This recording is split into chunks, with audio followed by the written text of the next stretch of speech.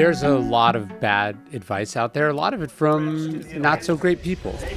One of the things the Stoics say you have to get really good at is separating the good from the bad. Epictetus said we have to be like a money changer. From the way they bang a coin on the table, they can tell whether it's real or fake. And I think with advice, we have to do something similar. Is the person saying this someone I respect, someone whose example I want to embody? Do they really know what they're talking about? If everyone followed this advice, what would the world look like? And in this video, what we're going to do is go through some of the worst advice on the internet and see what the Stoics would tell us to do instead.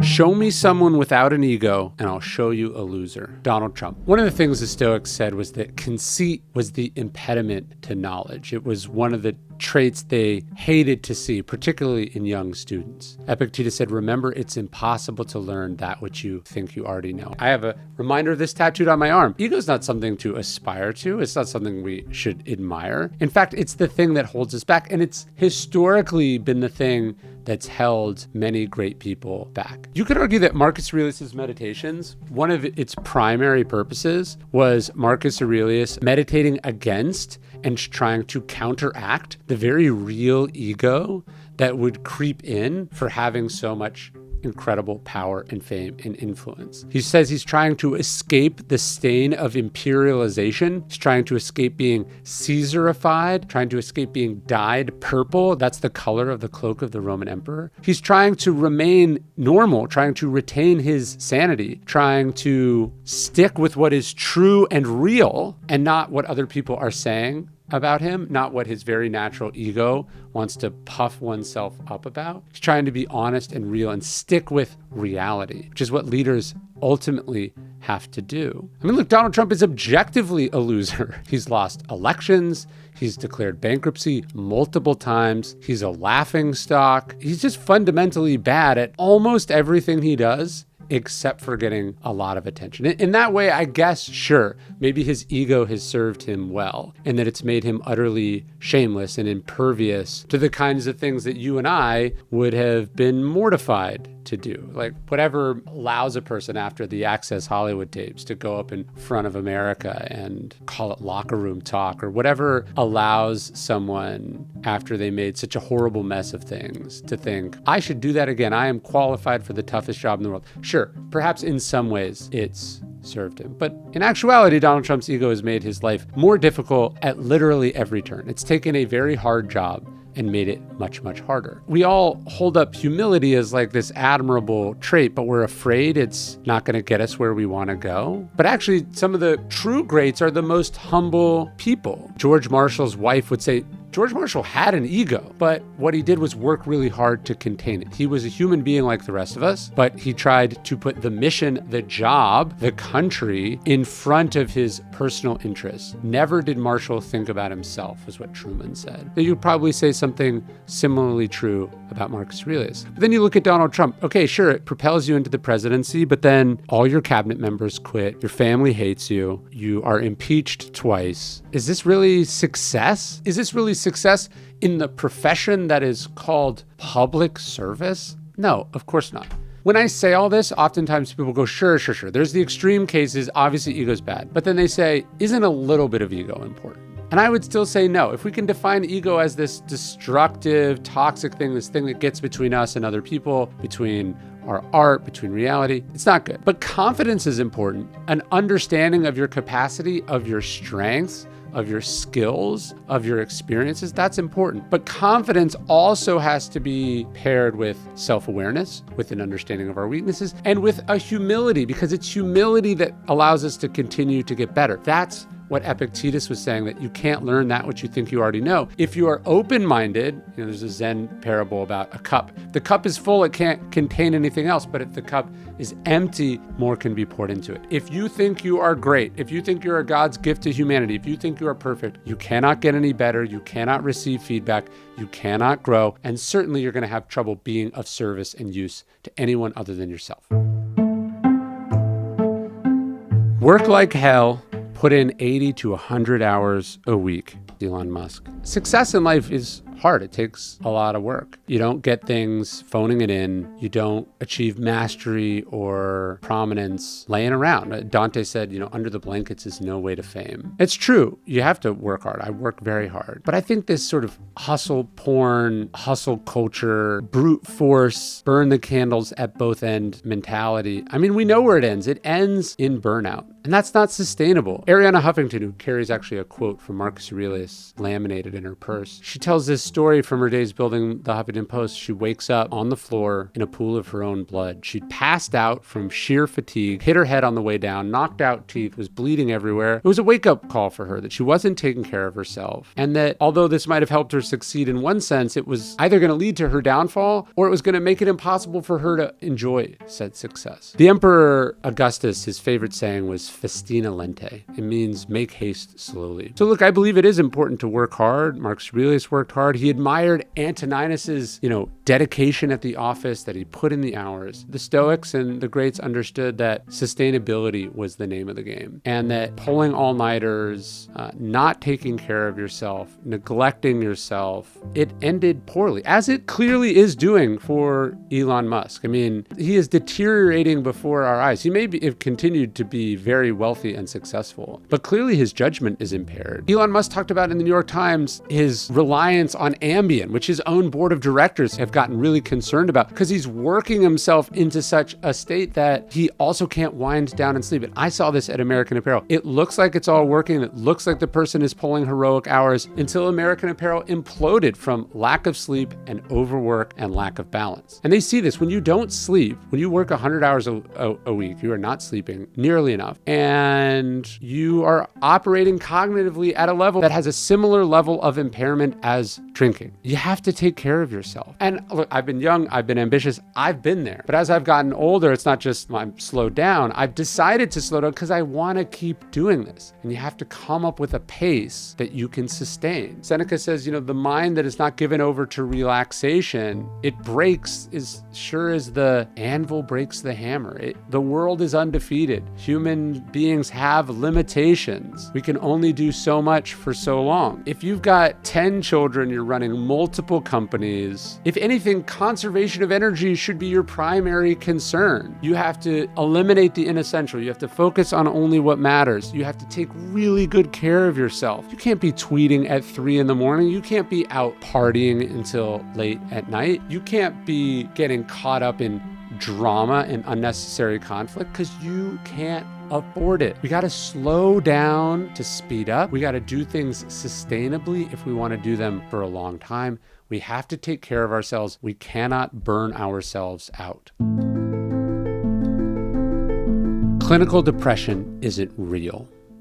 Andrew Tate. We got to make a really clear distinction between lowercase stoicism and uppercase stoicism. Uppercase stoicism is this philosophy, the philosophy that comes to us from ancient Greece and ancient Rome, Marcus Aurelius, Seneca, Zeno, Cleanthes, Chrysippus. And then there's lowercase stoicism, like what the word means in English. And a lot of people associate that to mean invulnerability. They take it to mean emotionlessness. They take it to mean like superhuman strength. It's like repression. And that's not what the Stoics were, but it does play into what can be called by some this idea of toxic masculinity. And of course, no one embodies toxic masculinity or just being a fucking douche more than Andrew Tate. I mean, look, this is literally a guy on trial for sex crimes. This is a dude who's so insecure about going bald, his identity in the world, that he takes advantage of women, he treats women terribly, and then he needs to impress a bunch of losers on the internet. And look, he's definitely not a doctor. He's someone who's got kicked in the head a lot of times. So probably not someone that you want to take medical advice from. All that being said, this idea that all of our problems are going to be solved by philosophy, that you can just rub some dirt on stuff, that people who are really struggling are faking it or just need to suck it up. This is someone who either hasn't gone through anything themselves or just fundamentally lacking in human empathy. Also, by the way, if you never met anyone who's depressed, this is why we read. We read novels, we read memoirs. When you hear about the experiences of someone and they describe to you what depression is like, you don't judge them. You go, oh, but for the grace of God go I. Whatever you need, how can I help you? Because it sounds fucking tough to be you. When you read Marcus Aurelius' Meditations, you get the sense that Marcus Aurelius was a tortured man in many ways. He had not just physical ailments, but this was a guy who struggled, who grieved, who had every reason to not want to get out of bed in the morning. And the debate that he has with himself in book 5 of Meditations about getting out of bed in the morning, I think shows you how tough it was to be him. So look, are there things we can do just generally to take care of ourselves, basic practices that not enough people are taking advantage of? Of course.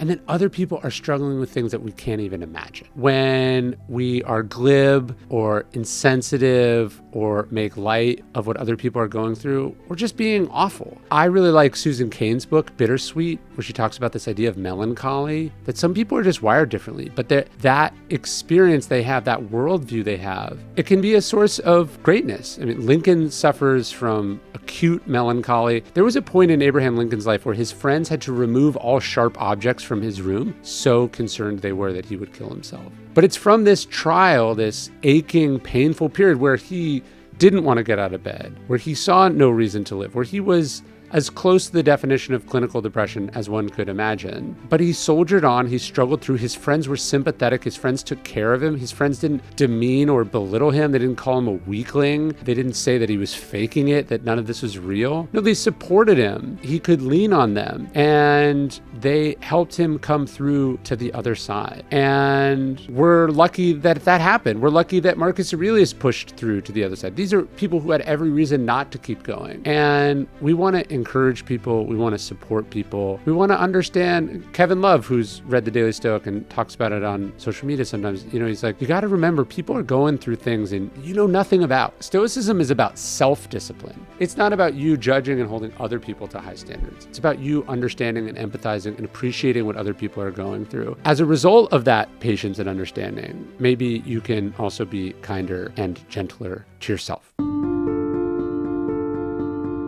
In order to think, you have to risk being offensive.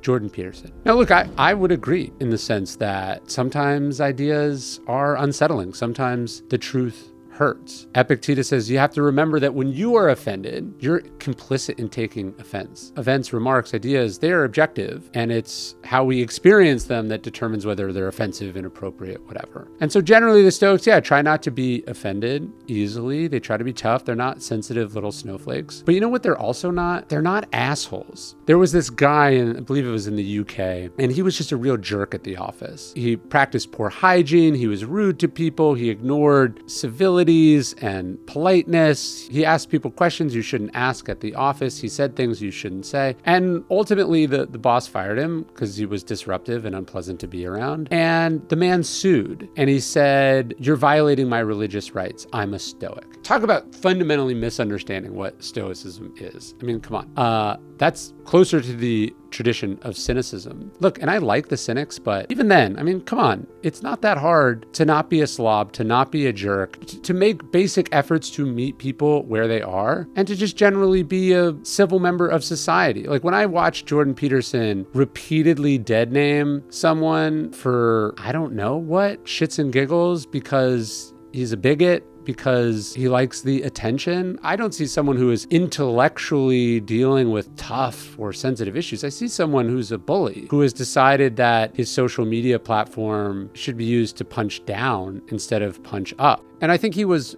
originally resisting the legal side of things. He didn't want to be told what to say, which you can agree or disagree on.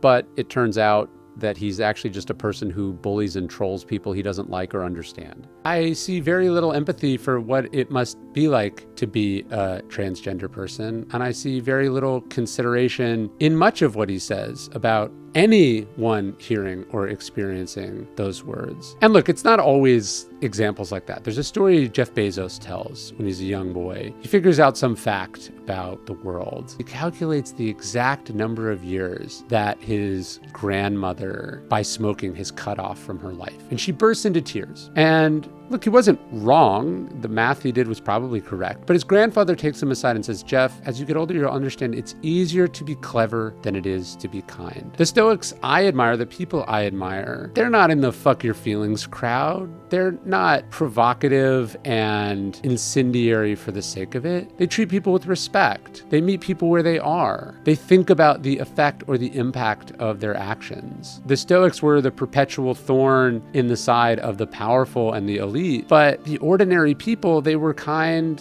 and respectful to. I think Bezos' grandfather wasn't saying that Bezos was wrong. He was saying that there's better ways to deliver that message so that it's actually heard. And so in this kind of anti-woke culture that we see, particularly in the right online, I see people hurting other people's feelings for the sake of it. Like that the cruelty is the point. That's what shows that they're clever, smart, more rational, better than other people. I agree what they're doing is revealing. I just think it reveals something very different, about a very different set of priorities than what Stoicism is about. By the way, speaking of hustle culture and taking care of yourself, optimizing for sleep in the military, they talk about sleep discipline is essential. Not just carving out the time, but investing in the right pillows and the right mattress and the right thing and everything that helps you sleep better. One of the things I use at my house is my 8 sleep mattress. I swear by it. My wife swears by it. Whenever we have to sleep somewhere that's not our house, we're like, ugh, this isn't as good. It cools the mattress. We have different cooling temperatures. Can even sit up so we can read in bed. I have the new 8 Sleep Pod 4 Ultra. It's clinically proven to give you up to 1 hour more of quality sleep every night. Plus with the Pod 4, you can leave your wearables on the nightstand because it's tracking all that stuff for you. So you can take off an Apple Watch, an Oura Ring, or whatever. Just head to 8sleep.com/dailystoic and use code dailystoic to get $350 off your Pod 4 Ultra. Currently ships to the United States, Canada, United Kingdom, Europe, and Australia. Psychedelics change everything. They show you what's truly important in life.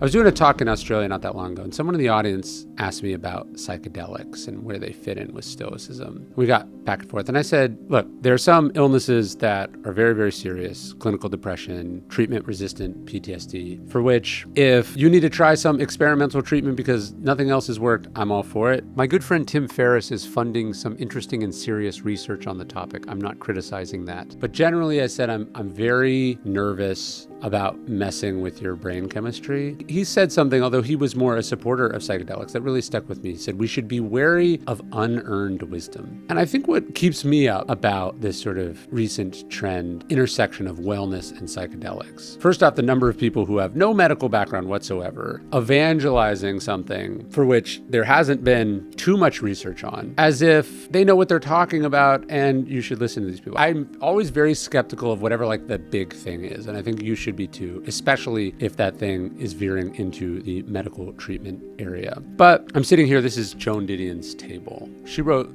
some fascinating essays on the psychedelic scene in the 60s, and Tom Wolfe did too. And I reread the electric Kool-Aid acid test recently, and it struck me just the similarities, the clownishness, the absurdity, the certainty of these people, how similar it is to the exact scene at Burning Man now, the scenes that you see on the internet, these shamans and whatever. Again, there are serious people doing serious work in this field, and then there are people who no one should be listening to under any circumstances. And that middle area, I think, gets gray really quickly and muddied very quickly. One of the things Joan Didion said, she actually gave a commencement address at the university that I went to, UC Riverside. She said, living in the world takes work. She says you have to keep stripping yourself down, examining what you see, getting rid of what blinds you. But I don't think she meant you could do that with a pill or a paste, that you could get it on demand. Wisdom takes work. There's a difference between coming to a conclusion after years of therapy or reading or work on oneself and getting it on a weekend surrounded by a bunch of people who paid to go on a retreat with you. And so this idea of being wary of unearned wisdom is to me a really important one. A lot of what you hear from people on psychedelics, the insights they've had on psychedelics, they're interesting, but they're also pretty basic ideas that are captured in most of the religious and philosophical philosophical texts out there. And the desire to get that for free, to get that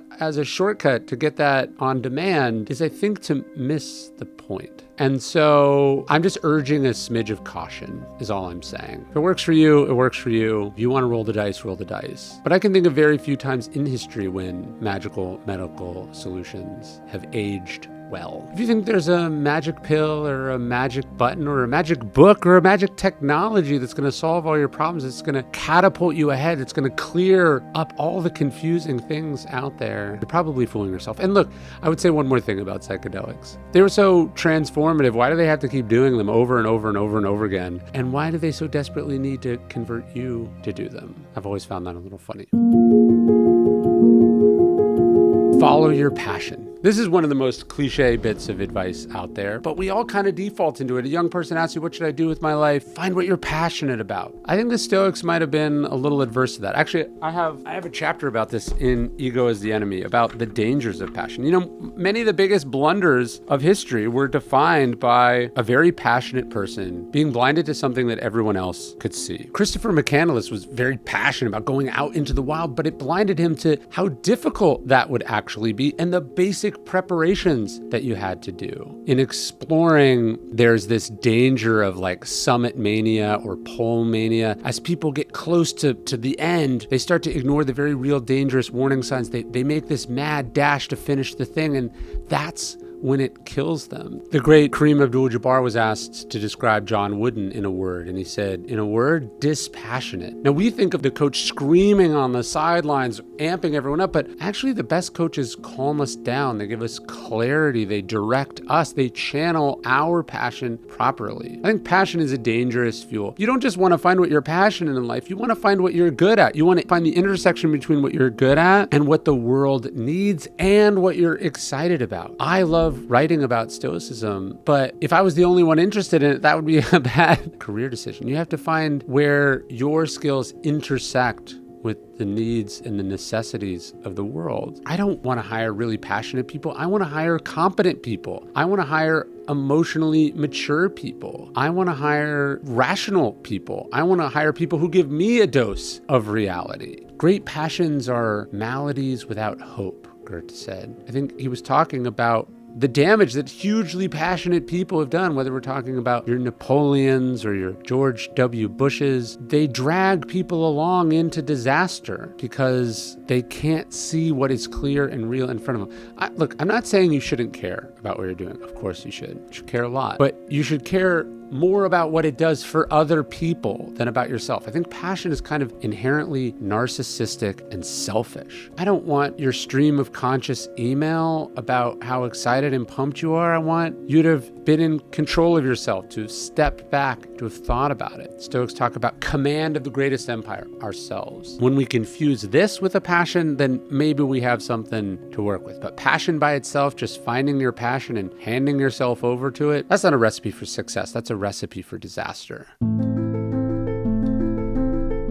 Don't have a morning routine. It's funny, advice is sort of circular. Oftentimes, advice becomes popular because it counter-programs. It's very different than what everyone else is saying, and then it gets popular, and then people argue the opposite. You know, most people just sort of wing it, so the advice about having a morning routine, hearing the morning routines of successful people, that became a thing. And now, some people are counter-programming against that. They're saying, don't have a morning routine. Why I don't have a morning routine? You absolutely should have a morning routine. William James talks about how nothing is harder for the person who is making lots of individual decisions in the course of the day about what they do and don't do. What a great routine does is it hands over decision making, particularly early in the morning when you're deciding between a good day and a bad day, a disciplined day and an undisciplined day, and it's handing it over. The choreographer Twyla Tharp, she talks about her morning routine, how, she wakes up, gets the coffee, gets in the cab to go to her dance studio. And she's saying the day isn't won in the dance studio. The day is won if she gets out of her apartment to the cab. Just starting the routine, handing herself over to it, that's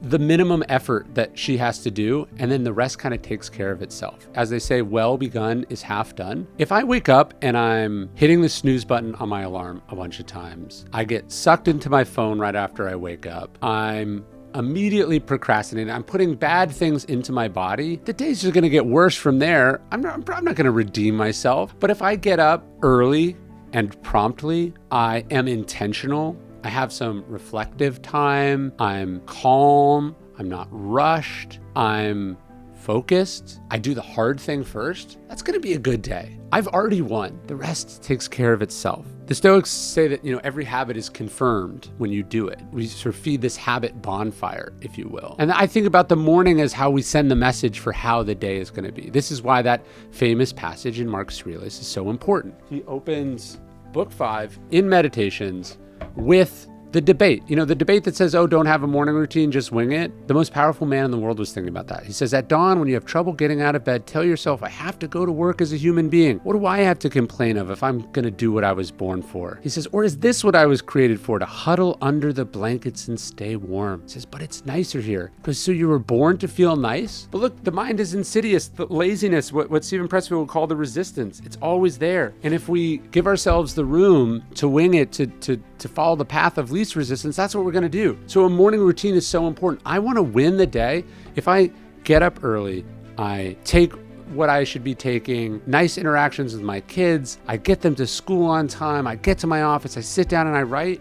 By like 10 o'clock, man, the rest of the day is all bonus. I already won. You win the morning so you can win the day. That's why that advice is so bad. To not have a morning routine says, hopefully your 2 p.m. self, after you've eaten, after you've been on phone calls, after you dicked around, you'll just magically rise to the occasion. No, you won't. You've already used up your willpower and you've already got decision fatigue. You're already burned out. You've already got excuses to not be your best self. So don't wing it. Have a morning routine.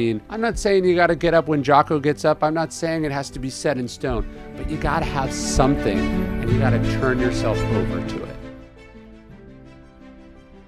If you want to keep your Stoicism inspired journey going, sign up for the Daily Stoic email at dailystoic.com/email. It's one Stoic inspired email every single day. Wisdom to help you with the problems of life as Stoicism is intended.